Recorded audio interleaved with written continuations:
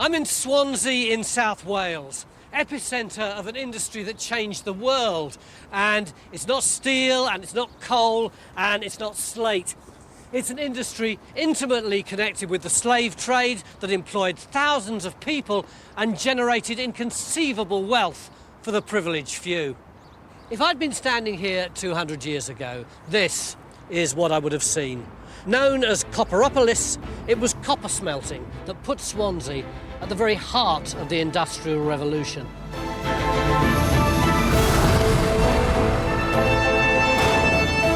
We want to discover why this sleepy backwater became the birthplace of the global copper trade. Wow, look at that! That is magical. Lick that floor and you're dead. And that's what ties this simple copper bracelet to one of the worst crimes in human history.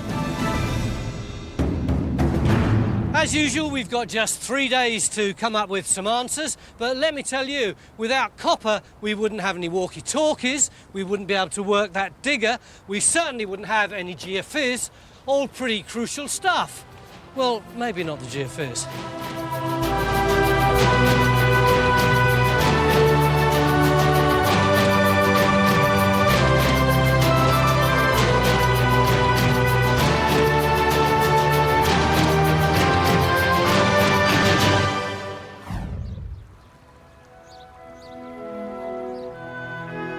This idyllic parkland hides virtually all trace of an industry that once dominated the world in terms of its scale, skill and product. There's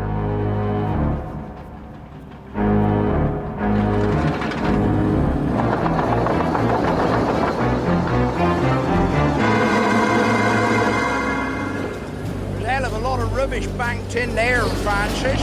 There is. Hell of a lot of rubbish.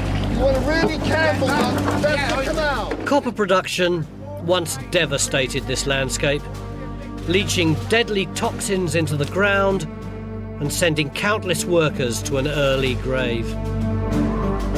The real danger is getting any of the soil in your mouth.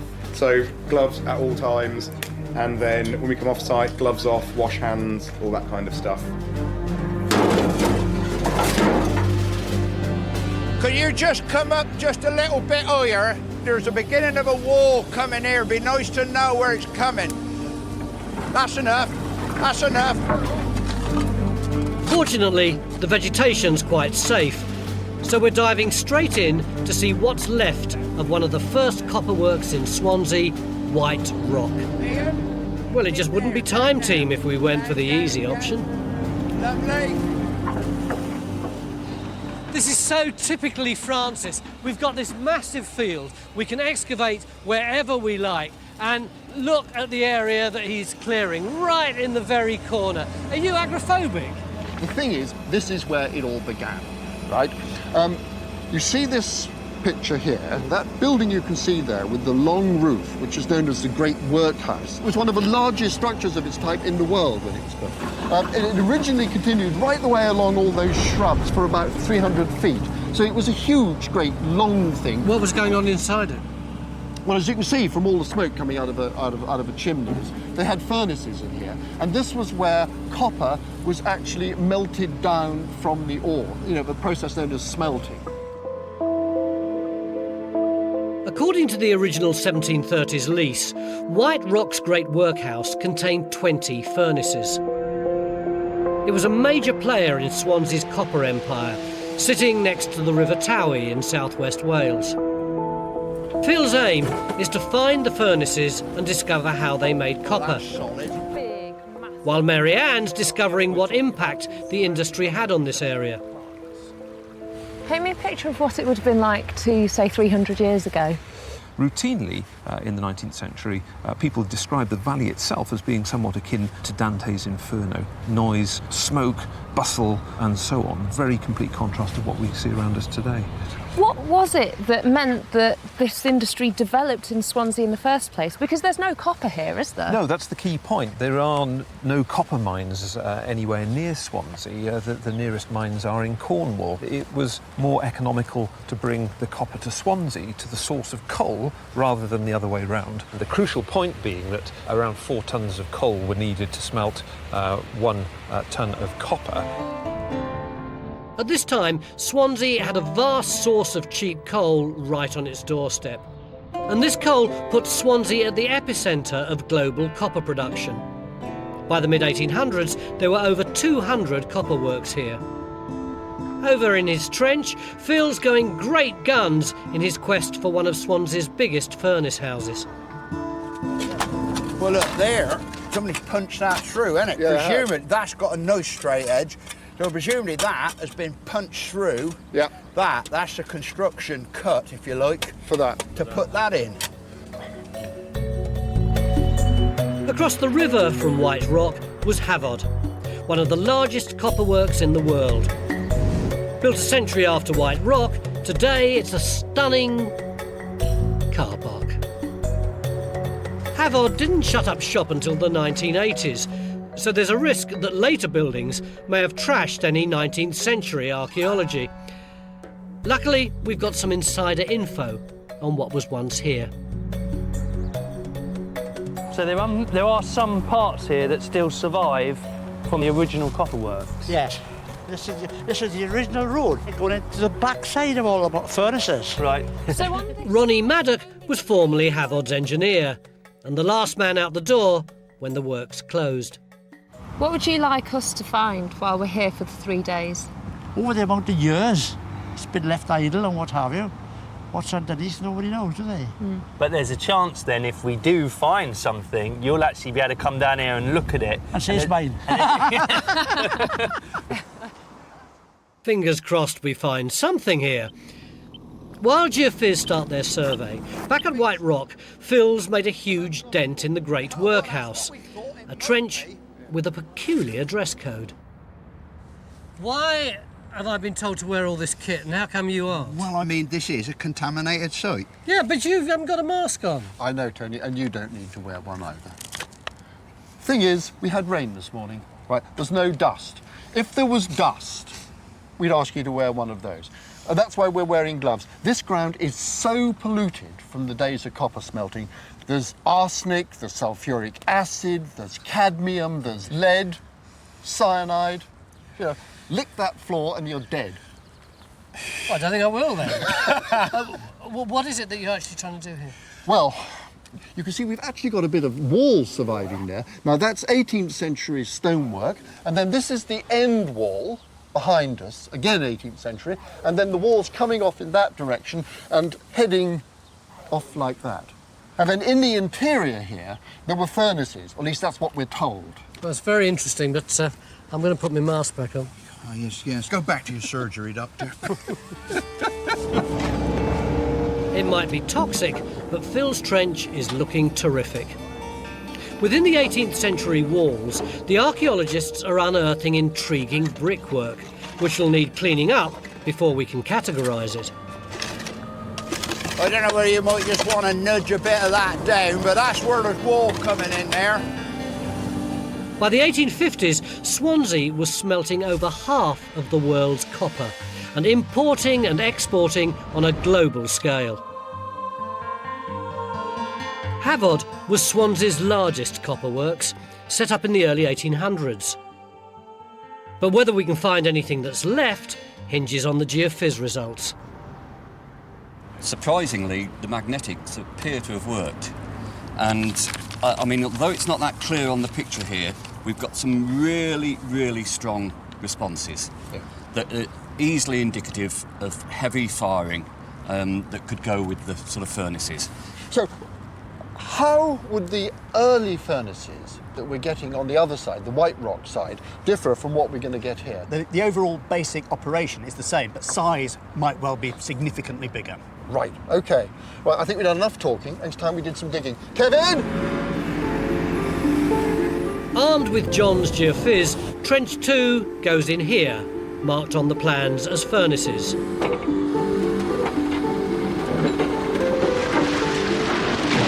But not everyone's convinced we've got our trench in the right place.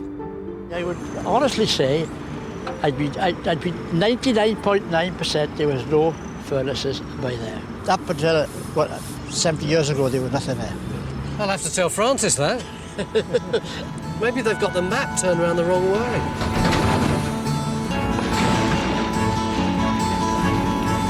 Whoever's right, we now face the huge challenge of getting through tons and tons of demolition rubble in the search for intact archaeology.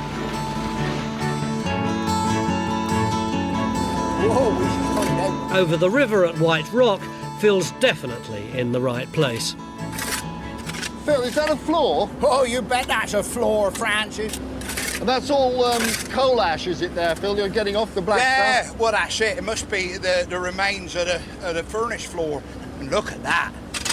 That's what you want. That's the business, Phil. The trench is crammed with slag and burnt debris.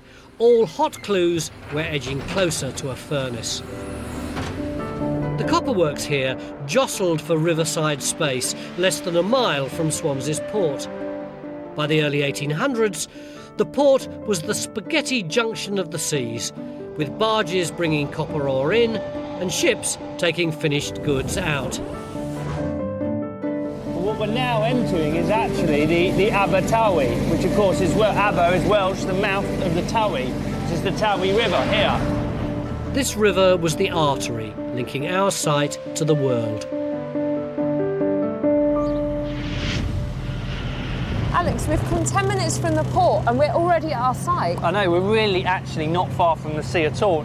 But this is, of course, where the boats would have been brought up and unloaded. So all of the copper ore that would have been coming from places like Cornwall and Devon, it would arrive here and then get taken into the furnaces. Are you getting a sense of how it's all fitting together within the landscape? Definitely. You know, the more I see of this landscape, the more I see the interconnectivity. You know, the use they would have made of the river, the use they would have made of the coal seams as well, and of course the access Swansea has to the Atlantic and the wider world. White Rock's private dock is an indication of the huge volume of goods coming in and out of the works. But after a whole day of digging, has Phil actually got anything furnace-like in his trench? Quiet, Phil, there's a lot of brick here. Well, there's actually more stone, Tony. The brick is only the later additions, but the bricks are actually quite interesting. What we've actually got in here is, well, I suppose you'd have to say a brick structure. Thank you. Yeah, so, in other words, I don't really know what it is. But you can see we've got some bricks in here, and then here we've got an arch, and then in here we've got black, and then in here we've got another arch and more brickwork out there. So we've got a definite pattern of something that's built into the wall. Francis, have you got any idea what this pattern of arches is? Well, yes, Tony. I mean, the fact is, all the brickwork seems to be covered in slag. There's a lot of copper around, there's a lot of coal dust. It's got to be something to do with furnaces. Of that there is no doubt. How are we going to expose what was here in the 18th century? Well, I think the key, Tony, is going to be to extend the trench in that direction. And with any luck, we'll actually come up with our 18th century furnaces. There's a heck of a lot of work to do over there, Phil. We're probably talking about doubling the size of the trench. We can easily do that. And if it really solves the problem of why we're here and explains this building, then it'll be worth the effort. Well, I don't know what we'll find tomorrow, but I'll tell you one thing. We're going to be digging a hell of a big hole. Discover the past with exclusive ancient history documentaries and ad-free podcasts presented by world-renowned historians from History Hit. Watch them on your smart TV or on the go with your mobile device.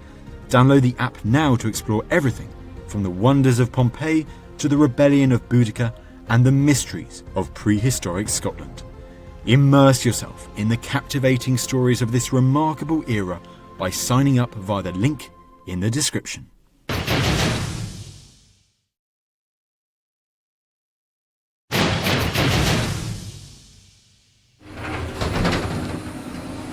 Beginning of day 2 here in Swansea, where, as you can see, we're shifting an enormous amount of earth. We're looking for evidence of the very first major copperworks in South Wales, which isn't that brick wall, which is Victorian, nor is it that floor, which is also Victorian, but what we're looking for is underneath here, isn't it? Absolutely. Hang on, before we have a conversation, I'll shut Ian up. Ian, can you stop? Thanks. So, if the original foundry is under here, why are we looking over there? It's all a matter of scale, Tony. The fact is, as you said, this is the first major copper work in this area. It was large. We're dealing with large furnaces in a large building. It's a large complex. We need a very large trench to really find out what's going on here. OK, that's the archaeology, but there's a dark secret about the copper industry, which we haven't even started talking about yet, but which Francis feels very strongly about, because you've got a personal connection to it, haven't you? What is this secret?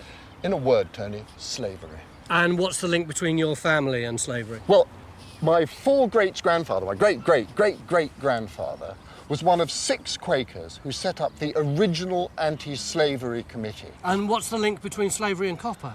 Well, copper was exported from Wales in large quantities as part of the complex trading arrangements to do with the slave trade. Marianne, you've started doing some research on this, haven't you? Yeah, look at this. This is a manila. This is essentially a piece of jewellery, conspicuous wealth, that was traded for people to the African slave owners. So it's not a shackle? No, it's worn on the wrist. It's a prized, treasured object that you traded for men, women and children. The commercial ambition that fuelled the copper works here in Swansea is the same commercial ambition that fuelled the global trade in people. Manillas were White Rock's bread and butter, made from copper coming out of the very furnaces Phil's hoping to find in his trench.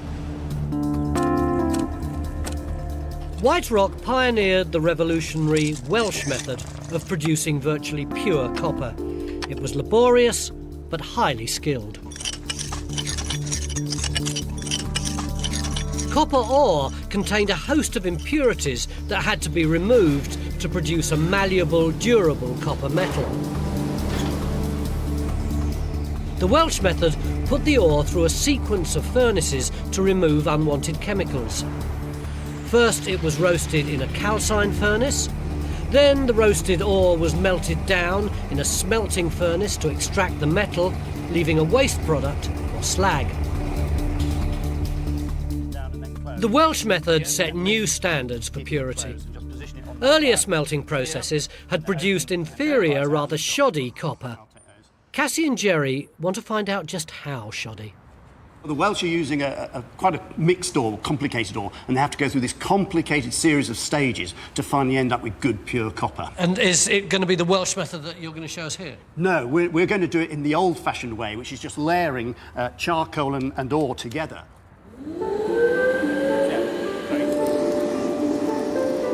We're using about a bag of sugar's worth of crushed ore, and from that, we'll be expecting around enough molten copper to fill a baked bean tin. That's what we want.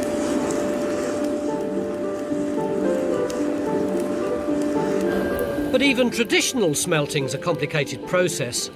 The ore's melting point is 1200 degrees, and Cassie and Jerry must regularly rake off the slag.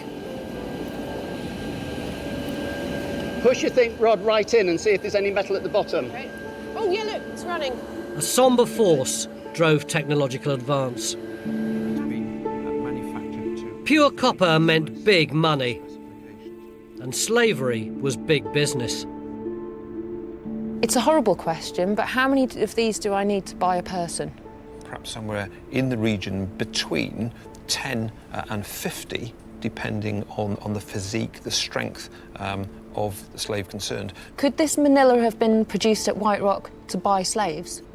Thomas Costa, who founded White Rock, we know was involved in the slave trade with his partners, and we have evidence from 3 voyages that he and his partners undertook that were slaving voyages, one to Biafra, another carried slaves to Jamaica, and a third to North America. And I suppose the most compelling piece of evidence is the fact that on the White Rock site there is a building we know from a print of 1744 described as the Manila House.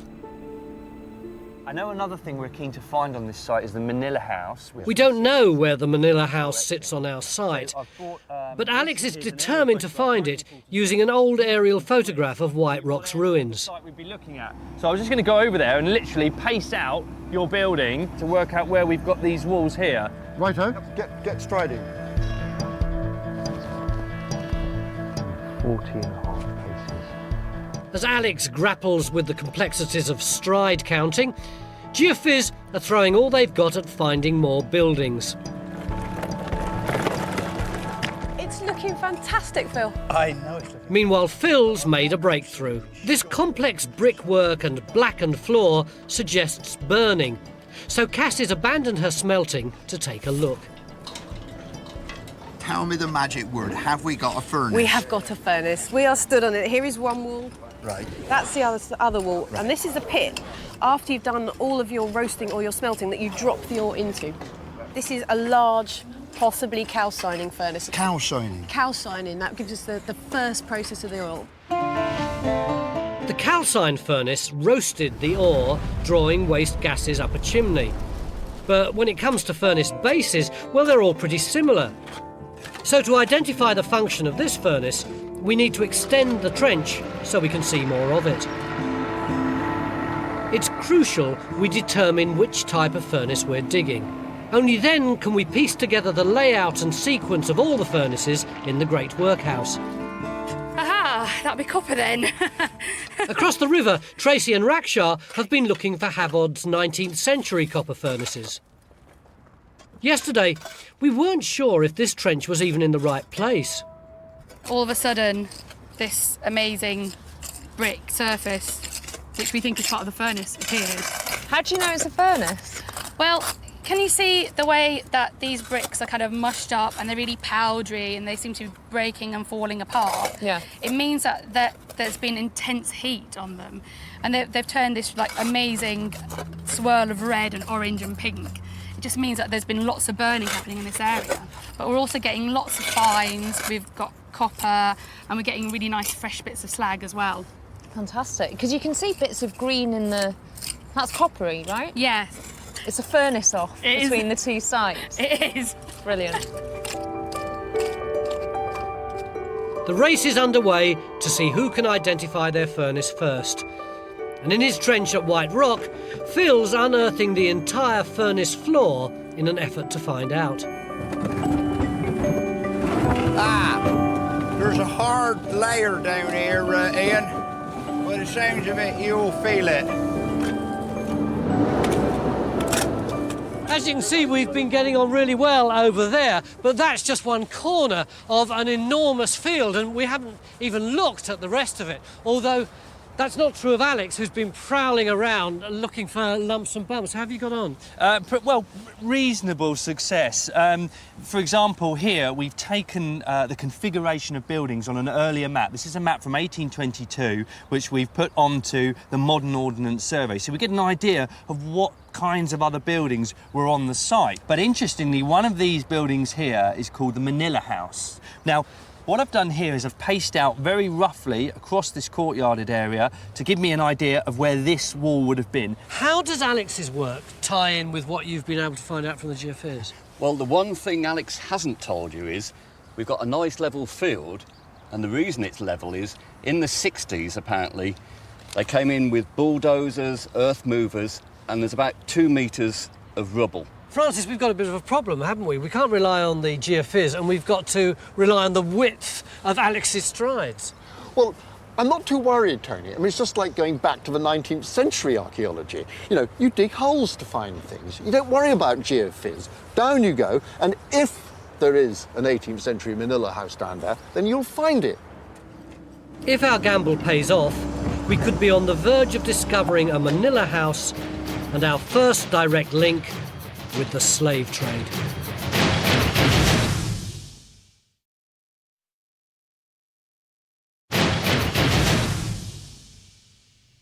Afternoon, day 2 here in Swansea, where Marianne and I are surrounded by evidence of the copper industry which dominated this area in the 18th and 19th century.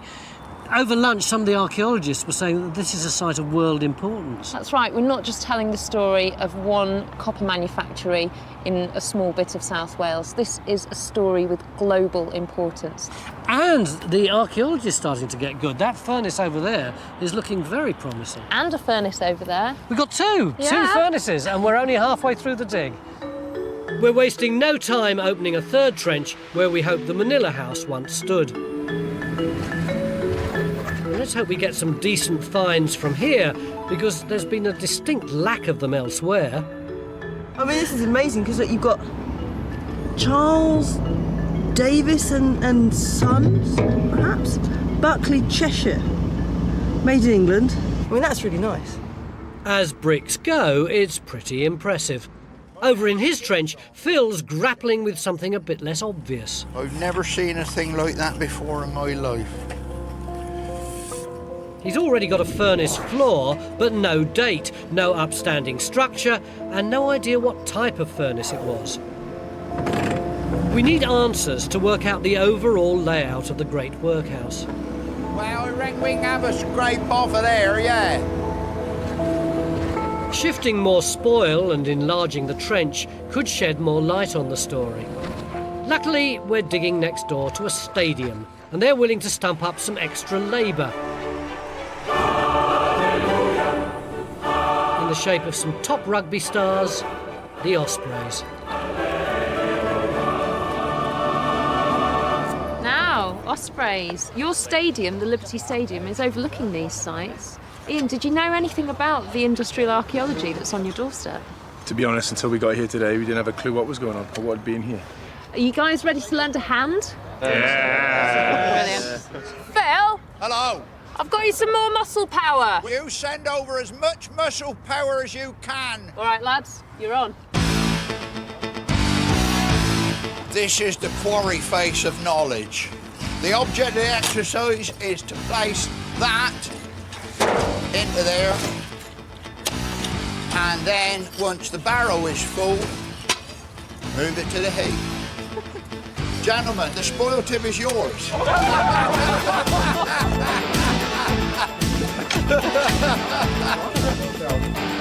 Oh, come on, I've seen more luck in a teaspoon.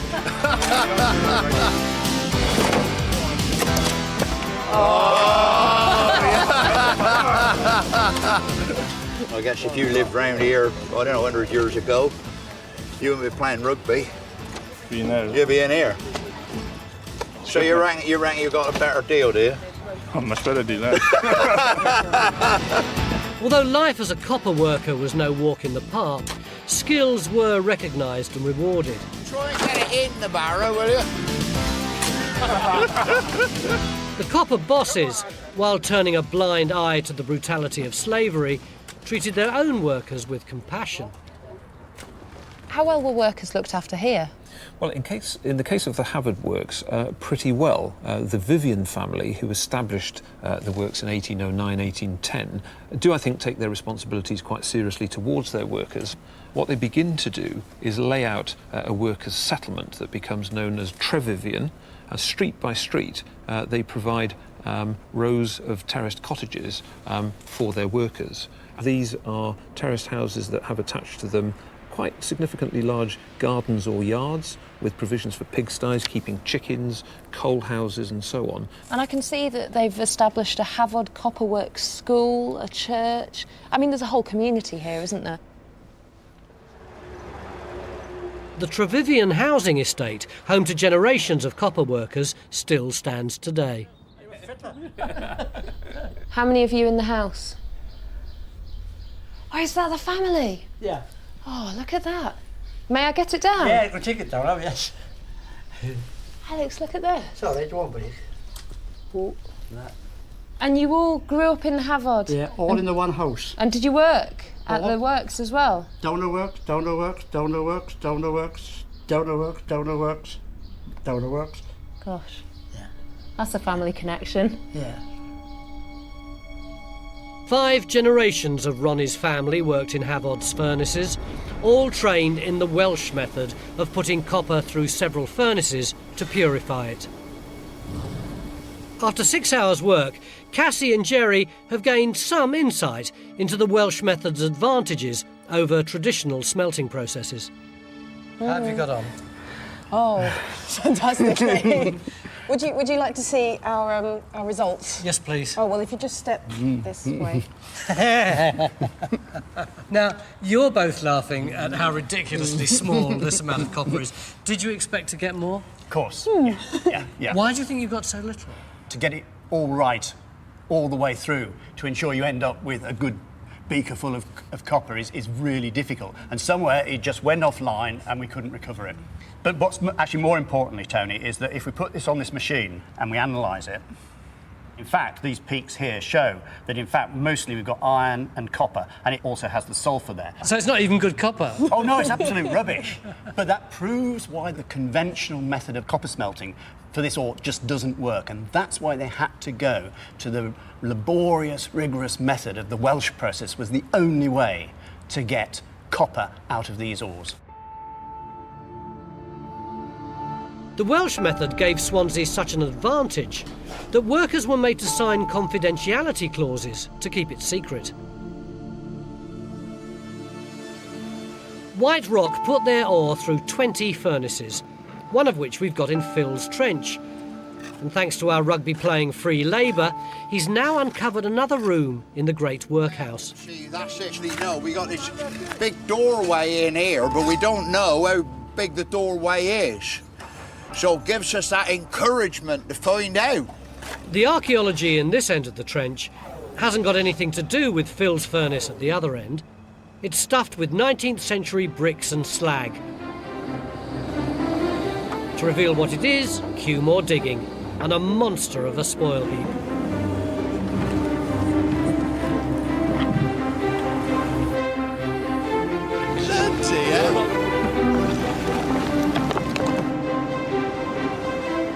In the relative calm of Trevivian, Mary-Ann and Alex are exploring where coppermen and their families used to live. Vivian Street, named after the family who founded the Havard work. Exactly, and then here on this corner we therefore have the original Copperworks school. But it wasn't exactly clean living around here. Until the 1940s, residents had to cope with Havard's overspill. So here we go, get to the end of the road, there's that end terraced house. You see that? Just stood there. Yes, I can. Wow. And you can see the spoil heap. Look at that. Basically, it would have come down here, come down into the road there. That's extraordinary. It must have dominated the landscape. It must have. It must have been, you know, it would have just risen up like a mountain here.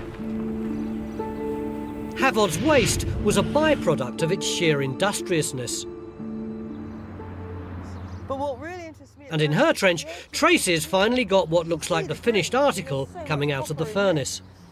And we got one big lump from here. This is looking really interesting. I think it'd be really good if Joe could have a look at that. Jerry, do you reckon you could identify what this is? Right. Basically, it's saying it's got effectively 93% copper in it. There's a trace of zinc, trace of arsenic, a little trace of lead. So this place is at the end of the process. At the moment, I'd be happy to say that it's virtually on its way to being pure. This is a fantastic find. It means we can say this furnace was a smelting one, where ore was melted down and metal cast on a floor. This copper's so pure, it means our furnace must be towards the end of the Welsh process.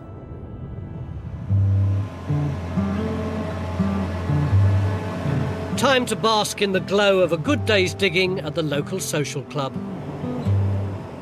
Well, the archaeologists really moved forward a pace today, hasn't it? Really has, Tony. We've cleared an enormous area, and we've actually got our furnace, which is really, really good news. The other thing is, yesterday you gave me a lot of stick, and you said all I had in my trenches was bricks. Yeah. Okay, and that they were all Victorian bricks. Well, look at this. I've got a brick. Well, lucky old you. Yes, but this one is a special brick. This is a handmade 18th century brick. And what's more, it's come out of a furnace. Look at that.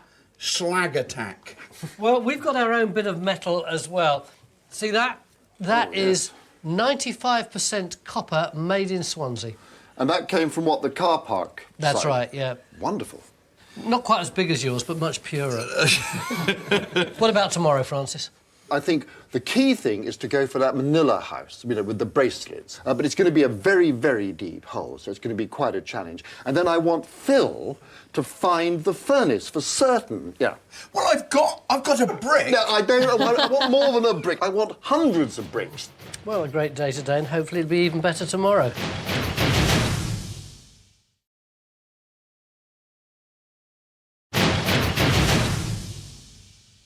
Beginning of day 3.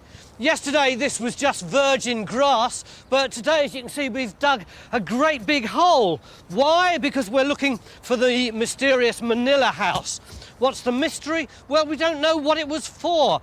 Was it called the Manila house because it's where they manufactured the Manila bangles, which they used to trade with the slave traders, or was it just an office space? What do we know about it? We definitely know that Thomas Coster, one of the founders of the White Rock site, built this essentially in order to get involved with the slave trading, and manillas are a key aspect of that.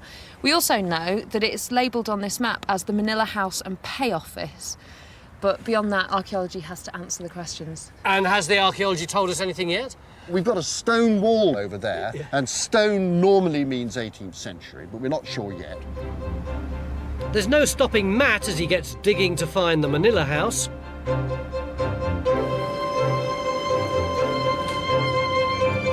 And to understand what it took to make a Manila, we're crafting one of our own, starting with a sand mould that needs to be hammered flat. I take it this isn't the most skilled part of the process, though. No, but you're doing a great job. Thank you. Great job. Thank you very much.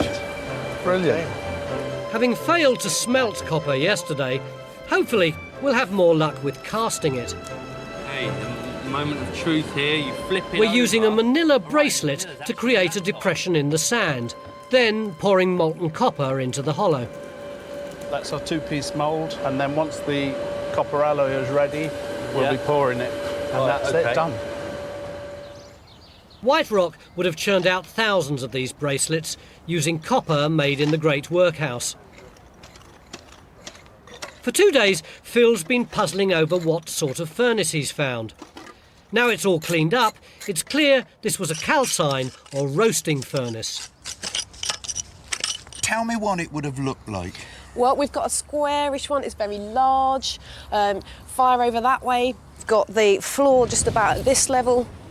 Ore drops in from the top, big hoppers dropping in 3 ton at a time. Ore gets raked out into this pit at the bottom. Fire over there, sucking the flames along here to be taken away up that massive chimney stack. And then how does it drop through into the pit then? Well, what you've got is you've got holes positioned down the sides where we're standing. This is where the guys with the rabblers would stand, which is like a long kind of reiki number, and you poke it in through the hole and you rabble it out, and it drops through a tube into this pit just here. And then how does the ore get from the raking out pit out there? And what would happen with the raking out pit is your furnaceman is in charge of that. So he comes in at like 4 a.m. and he shovels out your 3 ton of ore like that. And then it's the same guy's job to come and get the coal in for the next day. So with these big wheelbarrows, he brings all the coal they'll need for the next firing. So, I mean, once all that calcined ore has been shovelled out, where does it go then? Well, it should move to the next furnace down in the process. So it's going roasting, melting, roasting, melting as it works its way down. This looks like one of the first furnaces in the Great Workhouse sequence. Work here was gruelling. Average life expectancy was below 40. They were affected in their lungs and stomach and frequently would spit blood. When the conditions became unendurable, they'd have to rush to the door. And it's not just what they're breathing in, it's the temperatures that they're working in as well. It's suggested by Dr. Thomas Williams in 1854 that a copperman could sweat about 600 gallons in a year and consume as much as 1,000 gallons of water to replace it.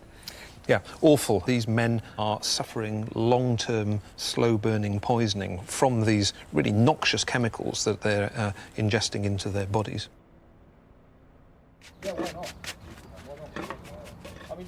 In Phil's Trench, the archaeologists are getting close up and personal with those horrendous conditions. At this end, they've dug test pits, hoping to find another copper furnace. But they've actually uncovered something very different. What's happening is it is actually filling in a lot of the gaps of the later history of the works here. Because when we started to go through the topmost layers of that test pit over there, squeezed in between the bricks, we've got evidence of lead. So the only way that lead could have got in there would have been in a molten state. So we know that in here they're processing it. But have we got finds, Phil? Have we got finds? Yes, we've got finds. Oh, they're heavy finds, aren't they? Absolutely. If that is the product of the lead working, it should have been transported out, because what you're holding in your hands is money. Yeah. If there's something wrong with it, then it should be going back into the processing to refine it so that it can be made into good lead to send out.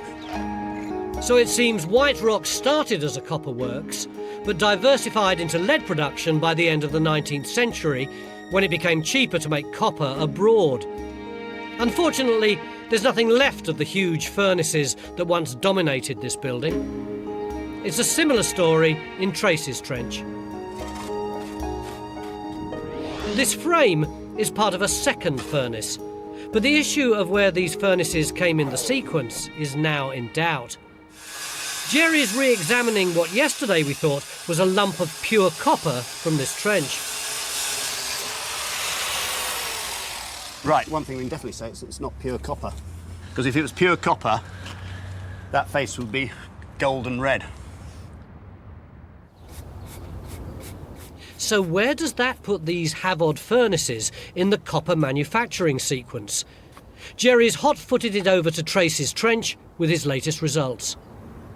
It's actually copper sulfide, so it is actually not the final product of Swansea copper, but it's about 2/3 of the way. So we know that that casting floor is about 2/3 of the way through the whole process, that somewhere further down would have produced the pure copper.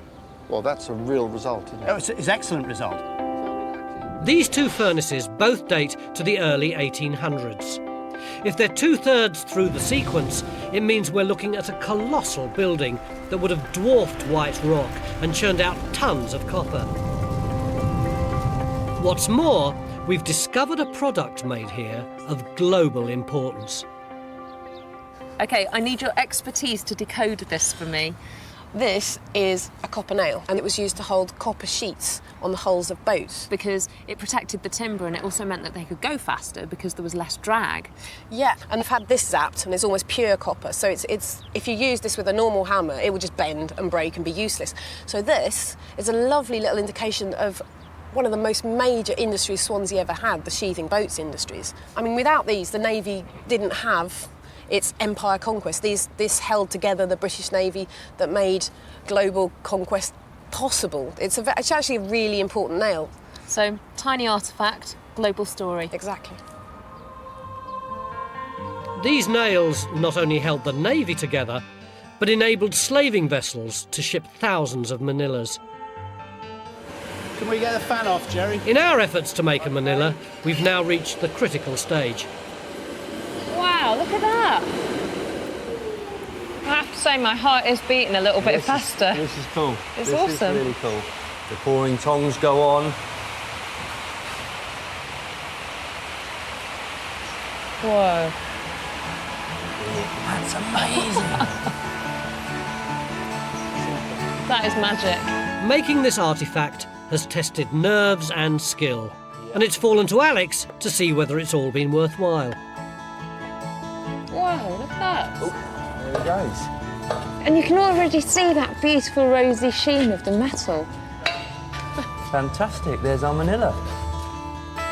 Unfortunately, our reconstruction might be the closest we'll get to White Rock's manila business. Hey, Matt. Hiya. Looks like you've just about finished. Yeah, it's all cleaned up really beautifully, Tony. I think the first phase we have part of the original building, which is this stone wall coming across here, and then there's another piece of it going along there. There's a doorway in it there, and there was a doorway in it there. Do you reckon that's the original manila house? I think it is. It's made of stone, which is the earliest phase over there. Yeah. It looks really quite high quality, doesn't it? It's very crisp. Some big pieces. It's lovely stone facing going along here. Have you got any evidence of what was going on in the manila house? Have you got a copper furnace or anything like that? In this trench, in a word, no. Like so much of Copperopolis, the Manila house was largely destroyed by later buildings and then demolition. It's not the result we wanted. And in Phil's trench, suddenly things are looking shaky as well. This morning we all felt really triumphant because we thought we'd got the one thing which we were after, which was an 18th century copper furnace. But this afternoon there's been a lot of head scratching and a lot of head shaking because it now transpires that everything is not what we thought. Phil, does that mean we haven't got a furnace? No, we've definitely got a furnace. It is a calcine furnace, but it is not for copper. It is for lead. Oh, that's disappointing, isn't it? Well, maybe it's disappointing if you wanted to find a copper furnace, but it is not altogether surprising. This is the last phase of operation that was in this building, and we do have evidence for copper furnaces as well. Look at that wall down there. Do you see those green on that brick there? Yeah, I can see that very clearly, yeah. So you reckon there were copper furnaces here, it's just that at the later end of the history of this building, they were replaced by lead ones? Absolutely. You've got to remember these furnaces were working pretty much day in, day out. They would wear out and they needed to be replaced. So there may well be evidence of an 18th century copper furnace down below here. It's not quite the result we were hoping for, but it does reveal how the White Rock Works adapted to the times. When copper demand waned, they simply switched to lead smelting. But copper was the bedrock of Swansea's metal industry, and our work has gone some way to recapturing the heyday of Copperopolis. We've seen that the techniques developed here produced the best copper the world had ever seen. Through our trenches, we've revealed some of the most important buildings in Swansea's story and learned how they outlived the copper boom. And there's only one way to finish a dig like this in South Wales. Take it away, gentlemen.